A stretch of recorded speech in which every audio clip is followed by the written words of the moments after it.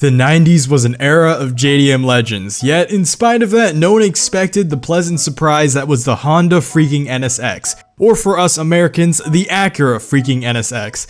When it came to JDM icons, Honda had already made their contribution in the form of the Type R Civic, Prelude, Integra, and CRX, yet out of nowhere, the NSX entered our field of view and it was nothing short of astounding. Honda intended for the NSX to be a mid-engine supercar with its eyes set on competing with the Ferrari 328. This was quite a bold goal for a manufacturer known for making grocery getters, but Honda had been killing it with their sportier lineup recently. So they decided that their performance brand needed a flagship to show off their pinnacle. However, Honda wasn't just satisfied with the NSX having a performance emphasis only, as they wanted the car to be luxurious, but most importantly, reliable. Honda was known for their reliability, and heaven be damned if they weren't about to stick to their guns even if it came to making a supercar. This was the real challenge of the NSX, as with enough effort, anyone can make a car fast, but to make it run for years to come was a challenge beyond many. Honda's solution to this was to make a small but powerful engine.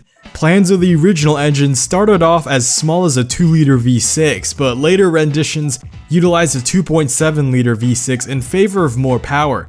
The official model settled on a 3-liter V6 that featured 24 valves, 270 horsepower, and a dose of everyone's favorite VTEC, which resulted in Honda making the car longer and wider than the original design in order to incorporate this slightly larger engine. By no means was this a mistake. The long rear and wide stance of the NSX would only add to its supercar look. Honda was also mindful not to make the car too large so that it wouldn't become too heavy. Fortunately, the end result struck a perfect balance, as the NSX only had a curb weight of 3,010 pounds or 1,370 kilograms, which was considered relatively light for its size and power. For the finishing touches, Shigeru Uehara studied the cockpit of an F-16 Fighting Falcon and wanted to use this inspiration in order to give the NSX a free-flowing exterior and interior that featured a lot of visibility. This inspiration translated near perfectly as the proportions, design, and beauty of the car showed unyieldingly. With this, the first NSX was complete and ready to hit the market. So far, it had met most of its goals that it had set out for. It was reliable, powerful, and ergonomic. But the only question that remained to be answered: was it faster than a Ferrari? The goal of beating a Ferrari 328 was later revised to beating a Ferrari 348, since as the production of the first generation inched along, Ferrari wasn't just going to fall asleep and wait to get beaten. So how did the NSX compare to the 348? In regards to sheer performance alone, the NSX had a similar top speed, but slightly slower 0 to 60. When it came to straight line speed, they were practically indistinguishable and near identical. However, where the NSX finally outshined its competitor was where it mattered the most, and arguably where it hit the hardest, as Ferrari had a racing pedigree, and on the track, the NSX decimated their 348, having up to a 3-second difference varying from track to track. And if you're someone who's into racing, or be it real life or Gran Turismo or whatever, you'll know that 3 seconds per lap is actually a lot. If you put these cars in an endurance race with one another, the NSX will likely triumph.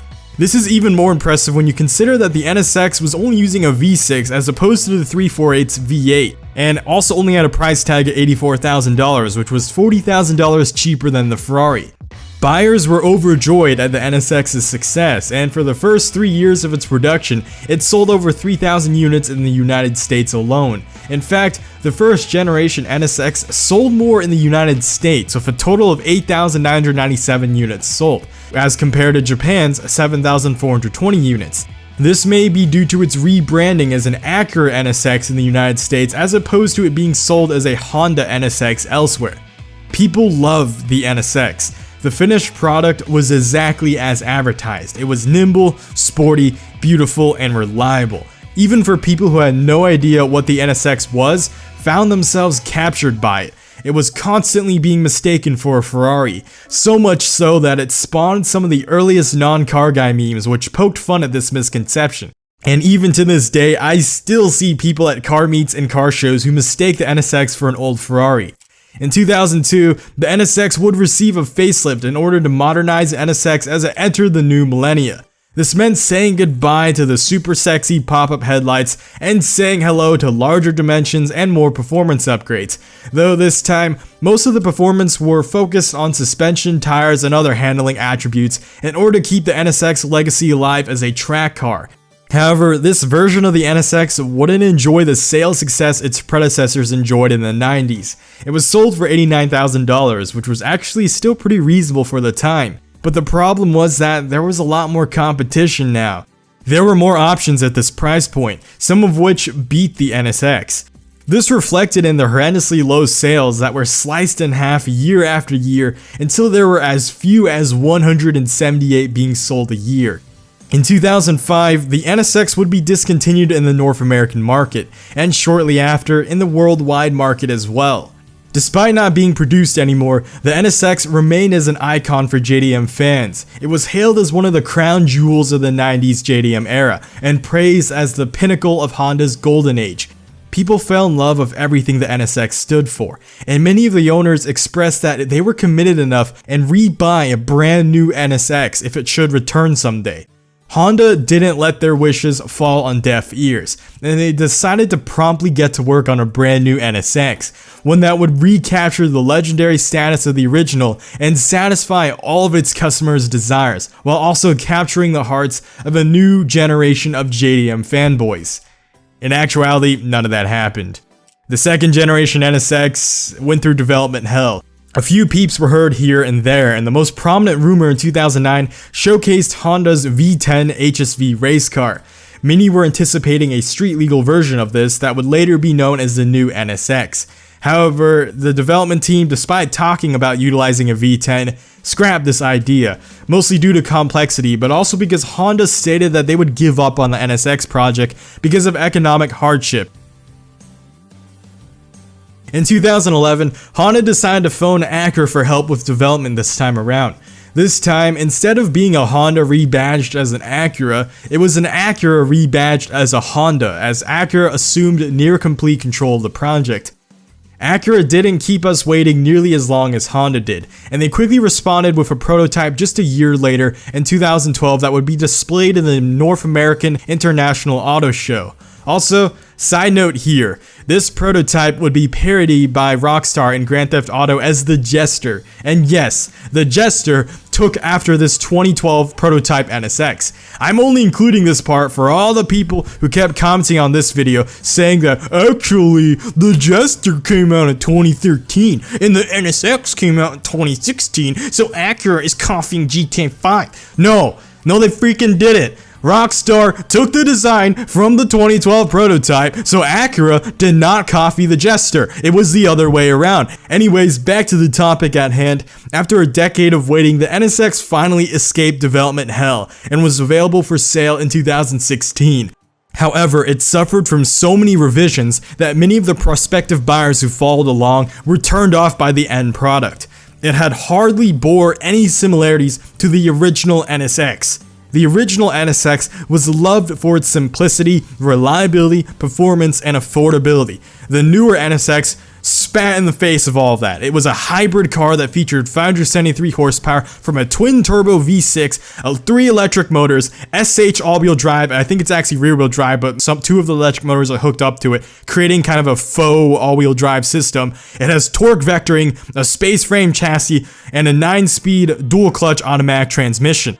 It was hyped as being a marvel of engineering, and it was among one of the first cars to utilize torque vectoring and space frame design, but this didn't amuse anyone.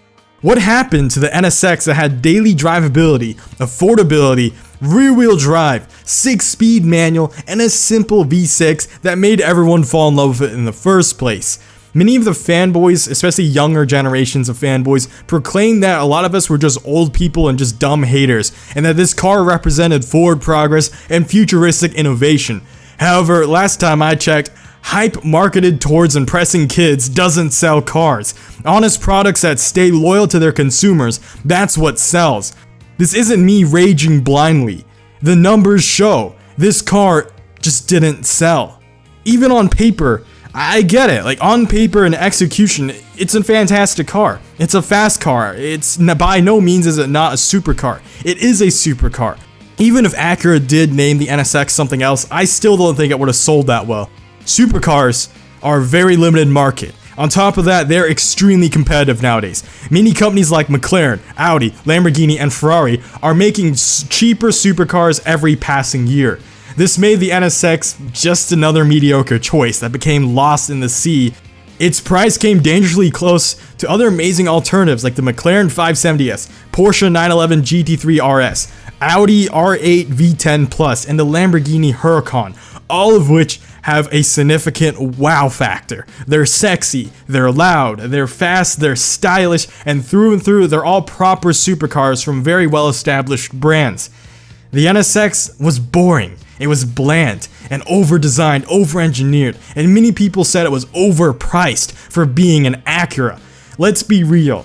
I'm not someone who likes buying cars for status. However, at the end of the day, a lot of people do just that. And in regards to status, Acura is not a name that can hold a candle to all the aforementioned supercars. The reason the original NSX was so well praised was because it was so much cheaper than Ferraris, and it was worth every single penny. And the same really can't be said about this one, otherwise it'd be selling like hotcakes, which it clearly isn't. Even if you go to the other side of the spectrum and look at cars cheaper, you really have no incentive to buy the NSX because you could spend less and get a Chevrolet Corvette Z06 or Nissan GTR that have just as much performance. You know, this eventually caused people to realize how awesome the old NSXs were, which caused them to skyrocket in price. Some of the 2005 NSXs actually go for more than the new ones do. And this saddened the hell out of me and many car enthusiasts. A ton of collectors scrambled to buy the rapidly inflating first generation NSXs and quickly stored them in compartments 100 feet below surface level where they'll just collect dust and never see the road ever again. That's the fate of one of the best daily drivable supercars, to never be driven because it's appreciating in value right now. It's so ridiculously sad. And for now, I pray with all my heart that this is not the end of the story of the Acura freaking NSX. I apologize for my sourness in this video. If it continues to drop in value, it's probably going to be a really good bargain supercar in the coming years, as I fully support the idea of buying a cheap used one. For now though, here's to hoping that Toyota doesn't do the same with the Supra. Please, we need a JDM legend to truly bring it back. Other than that though, thanks for watching and see y'all next time. Blade Angel out.